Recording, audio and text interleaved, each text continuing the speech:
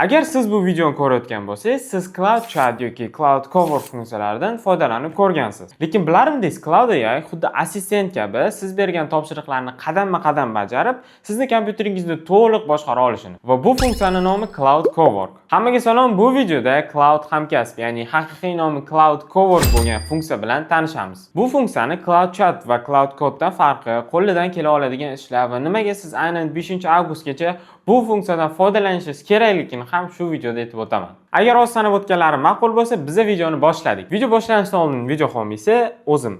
Agar siz AI ni to'liq o'rganmoqchi bo'lsangiz, ya'ni AI video multfilm yasash, AI bilan qanaqa qilib to'g'ri kod yozish yoki AI da qanaqa qilib AI agentlar bilan birga ishlashni to'liq o'rganmoqchi bo'lsangiz, men sizni 703 AI community'mga taklif qilaman. Siz u yerda bemalol hamma darslarni, mana shu 3 ta kategoriyadagi darslarni bemalol ko'rib o'rganishingiz mumkin va kamida siz bu yerga o'tib 703 o'zimizning gruppamizga o'tib, ya'ni hamjamiyatimizga o'tib, bemalol chat qilib o'zingizga kerak bo'ladigan savollarga to'g'ridan-to'g'ri javob olishingiz mumkin. Agar bu community haqida ko'proq ma'lumot olmoqchi bo'lsangiz, opisiyaniyada men to'liq ma'lumot uchun link qoldiraman. Xo'p, Cloud Cowork'ni to'g'ri ishlatishingiz uchun men sizlarga bitta fayl tayyorlab qo'yganman. Bu faylni ham sizlar o'sha boyagi 700 communitydan tekinga olishingiz mumkin. Prosta pastdagi linkni bosasizlar, o'sha botga o'tib olasizlar va resurslar degan qismdan mana shu Cloud Cowork'ni to'g'ri tutorial turgan bo'ladi. O'shani yuklab olib bemalol mana buni ko'rishingiz mumkin. Bu yerda bu fayl o'zi men tayyorladim va endi bu yerga kelib ko'rib chiqamiz qanaqa qilib bizni Cloud Cowork to'g'ri ishlatishi va o'sha boya videoni boshida aytib o'tgan ishlarni qilishi. Tak, Cloud Cowork birinchi bo'lib ishlatishdan oldin sizlarga Cloudni o'zini ilovasi kerak. Mana men bu yerga yozib qo'yganman, birinchi bo'lib biz ilovani yuklashimiz kerak. Xo'p, siz ilovani qanaqa qilib yuklaysiz? Albatta bu joylarni sizlar bilsanglar, bemalol videoni pastdagi qism orqali o'tkazib yuborishingiz mumkin. Ilovani yuklab olish uchun siz Cloud Download deb yozasiz. Cloud Download deb yozgandan keyin mana shu cloud.com degan veb-sayt orqali o'tib, ilovani o'zingizga sketch qilib olasiz va ilovani sketch qilib olganingizdan so'ng sizga ilova o'sha registratsiya qilishni so'raydi. Registratsiya qilib olgandan so'ng sizga xuddi shunaqa interfays ochiladi. Keling, Cloud Cowork'dan o'zi qanday foydalanamiz? Agar biz mana bu yerda ko'rishimiz mumkin, oddiy chat qismimizda va chat qismimizda o'ng tomonda mana bu yerda Cowork degan funksiyasi turibdi. Xo'p, bu Cowork'ni bossak, biz уже Cloud'ni Cowork rejimiga o'tdik. Mana ko'rishingiz mumkin, bu yerda Cowork'da turn on bo'lib turibdi. Xo'p, nimaga men sizlarga aytdim, avgust 5-gacha sizlar bundan foydalanishingiz kerak deb. Mana bu yerda ko'rishingiz mumkin, o'sha men Cowork masalan funksiyasiga o'tkazganimdan so'ng, bu yerda pastdan chiqib keldi 2x more usage until August 5 deb. Ya'ni 5-avgustgacha sizlar Cowork funksiyasidan yoki umuman Cloud o'zidan 2 marta ko'proq foydalana olasizlar. Nimaga unaqa deyapman? Agar sizlar masalan Cloud o'zini usage'iga o'tsanglar, masalan sizlar planda turibsizlar, qanaqadir obuna sotib olgansizlar va sizlar agar o'sha qancha foydalanayotganinglarni bilsanglar, bilasizlar, bu yerda sizlarga 5 soatlik o'zi vaqt beradi va o'shanda sizlar token sarflaysizlar. Cloud Cowork'da ishlatsanglar, ya'ni sizlar Opus ishlatasizlarmi, Fable ishlatasizlarmi? Yo'q, Fable kirmaydi aytgancha. Opus ishlatasizlarmi, Sonnet ishlatasizlarmi? Sizlar 2 marta ko'proq ishlatasizlar. Ya'ni bu yerda ko'rib turibsizlar 2x more usage. Ya'ni faqat Cowork funksiyasi. Agar chatda bo'lsa unaqa bo'lmaydi, no Cowork funksiyasida sizlar ko'proq ishlatasizlar. Bu yerda boya ko'rsatganim 100% turganda, o'sha sizlarda tipa 200% deb hisoblasa ham bo'ladi. Xo'p, biz ilovani yuklab olib, qanaqa qilib Cowork funksiyasidan foydalanishni ko'rib oldik. Keling, endi Cowork funksiyasini to'g'ri ishlatishni ko'rib chiqamiz. Xo'p, sizlar birinchi bo'lib Cowork funksiyasini ishlatishdan oldin sizlar unga to'g'ri instruksiya berib olishingiz kerak. Agar masalan ikkinchi qismga o'tsak, biz o'zi ikkinchi bo'limga keldik va ikkinchi qismga o'tsak, bu yerda so'radida biz unga globalniy ko'rsatmalar berishimiz kerak. Uni biz qanaqa qilib qilamiz? Xo'p, bizda xuddi shunaqa interfays turibdi va biz mana bu настройка degan qismga o'tib, bu yerdan settingsga o'tamiz, ya'ni настройкаga o'tamiz, sozlamalarga o'tamiz va bu yerda ko'rishimiz mumkin Cowork degan funksiyani, mana bu Cowork degan funksiyani ichiga kiramiz va ichiga kirganimizdan so'ng mana bu yerda ko'rishingiz mumkin Global Instructions deb turibdi va mana shu yerga biz prompt joylashimiz kerak, ya'ni instruksiyani joylashimiz kerak. Xo'p, u qo'llanmani siz o'sha boyagi faylimdan olishingiz mumkin. Bu yerda ham to'g'ri yozib qo'yibdi, qanaqa qilib o'sha funksiyaga o'tishi va bu yerda mana prompt o'zini turibdi. Ya'ni instruksiya turibdi. Bu instruksiyada siz mana bu joylarni o'zingiz to'ldirib chiqishingiz kerak. Ya'ni sizning ismingiz, sizni qanaqa qilib chaqirish kerak, nimalarga qiziqasiz. Agar siz umuman ingliz tilini bilmasangiz, ya'ni qanaqa buni to'ldirishni bilmasangiz, umuman nusxa olasiz-da. Nusxa olgandan so'ng, deylik siz ingliz tilini bilmaysiz. Nusxa olgandan so'ng yangi chat ochib olib, o'shani joylaysiz va joylagandan so'ng o'zbekchasiga yozasiz. Shuni to'ldirishga yordam ber. Va bu endi bizga o'zbekchasiga o'shani o'zi uchun tarjima qilib, sizdan o'zbekcha savollar so'raydi va sizga osonroq va siz o'sha savollarga javob bersangiz, sizga buni xuddi shu promptni to'ldirib beradi va to'ldirib bergandan so'ng siz yana o'sha global instructions degan qismga o'tib, boyagi o'sha to'ldirib bergan to'liq faylni tashlab, mana bu yerga tashlab save qilib olasiz. Va save qilganingizdan so'ng уже bizda global instruksiya bor. Ya'ni cowork funksiyasi nima qanday bo'layotganini endi tushunib oladi. Biz o'sha instruksiyani joylab oldik va cowork funksiyasi biz haqimizda sal-pal endi biladi. Endi nima qilishimiz kerak? Endi cowork funksiyasini agar biz o'tsak ko'rishimiz mumkin. Bu yerda biz folderlar tanlashimiz mumkin, ya'ni papkalar. Ya'ni cowork funksiyasi boya aytib o'tganimdek, sizni kompyuteringiz to'liq boshqara oladi. Va shuning uchun biz har xil joylarga o'tib ketmasligi uchun, boshqa bizga kerak bo'ladigan faylni o'qib tashlab yoki o'chirib yubormasligi uchun biz unga o'zi yashashi uchun bitta papka ochib qo'yamiz. Uning uchun biz mana bu project or folder degan qismni tanlab, bu yerdan add a folder ni bosamiz. Ya'ni biz papka qo'shishimiz kerak. Proyekt emas, papka qo'shishimiz kerak.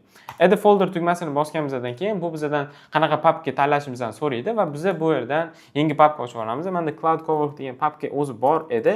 Shuning uchun keling, buni nomini Cloud Cowork test deb qo'yaman. Va endi shu papkani ichida bizning coworkimiz yashaydi. Bu yerdan bizdan so'rayapti allow qilishimizni, ya'ni o'sha papkani o'qiymi yoki yo'qmi deb so'rayapti va biz always allow degan tugmani bosamiz. Endi shu orqali bu to'liq papkadagi nima qanaqa fayl bo'lsa, hammasini to'liq o'qiy oladi. Xo'p, endi nima qilamiz? O'sha papkani ichiga biz o'zimiz haqimizda ma'lumot berishimiz kerak. Ya'ni bu bizning assistentimizmi? Bu biz haqimizda ko'proq ma'lumotga ega bo'lsa, siz xohlagandek javob beradi, siz xohlagandek ishlaydi. Shuning uchun biz bunga 3 xil fayl yaratib olamiz. Xo'p, birinchi fayl nomi bu about me. Ya'ni bu o'zingiz haqingizda. Sizning ishingiz, siz nima qilasiz, qanaqa mijozlar bilan ishlaysiz, o'sha haqida to'liq ma'lumot bo'ladi.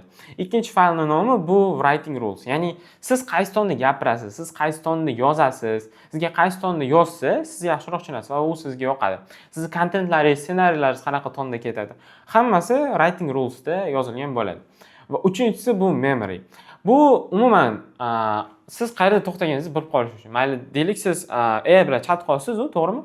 Va o'sha memoryda siz bo'layotgan hamma chatlar yozilib ketadi va shu orqali siz oxirida nimada to'xtab qolgansiz, qanaqa chatlar bo'lgan, o'sha orqali Cloud Cowork hammasiga ma'lumotlarga ega bo'la oladi. Ularni biz qanaqa qilib yaratamiz? Uning uchun menda unga ham prompt tayyorlab qo'yganman. Mana shu promptni olsangiz, bu o'zi about me faylni, writing rules va memoryni yaratib beradi. Bu sizdan ayrim savollarni so'raydi. Agar ingliz tilida so'rayotgan bo'lsa, albatta o'zbekchasiga so'ra deb so'raysiz.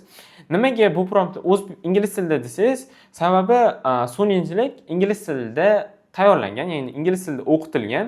Shuning uchun ingliz tiliga yaxshiroq tushunadi. Va men o'zim ancha test qilib ko'rganman. O'zbek tilidan ko'ra ingliz tilida keladigan outputni juda ham yaxshi. Shuning uchun men promptlarni hammasini albatta ingliz tilida qilaman. Buni nusxa olish qilib olasizda, bizda boyagi papkamiz bor, mana cowork test. O'sha papkani ichiga cowork funksiyasi orqali mana bu yerga joylaymiz. Xo'p, joylaganimizdan keyin biz bu yerda model tanlaymiz. Albatta, eng zo'r modelni tanlashimiz kerak va buni send qilamiz. Va send qilganimizdan keyin bu bizdan o'sha boya aytib o'tgandek savollarni so'raydi. Savollar boya aytib o'tgandek inglizcha bo'lishi mumkin, o'zbekcha so'ra deb prompt o'ziga ham qo'shib qo'yish mumkin. Agar umuman ingliz tilini bilmasangiz yoki rus tilidami, o'sha orqali sizdan savollar so'rab, o'sha 3 ta faylni yaratib oladi. Va o'sha faylni to'g'ri yaratildimi yoki yo'qmi bilib olish uchun, o'shani ishlashini, ya'ni to'g'ri ishlayotganini bilish uchun mana bu yerda mana shu promptni bersangiz, bu o'sha o'zi instructiondan foydalanyaptimi, ya'ni qo'llanmadan foydalanyaptimi, biz haqimizda ma'lumotlar unga to'liq yetib kelyaptimi yo'qmi, o'shani biz tekshirib olishimiz mumkin. Xo'p, shu qismgacha biz Cloud Coworkni qanaqa qilib to'g'ri o'rnatib olishni ko'rib chiqdik. Endi keling, Cloud Coworkni o'zini to'liq potensialini, ya'ni qanaqa ishlar qo'ldan kelishini biz ko'rib chiqamiz. Cloud Cowork u juda ham zo'r bajaradi qachonki siz unga toollarni bersangiz yoki qanaqadir konnektorlar ulab bersangiz yoki skill ulab bersangiz, shu orqali Cloud Cowork siz aytgan, siz xohlagan narsalarni xuddi siz xohlaganda output siz xohlagandek bajarib beradi. Uning uchun biz unga vositalarni ulashimiz kerak, ya'ni connectorsni ulashimiz kerak.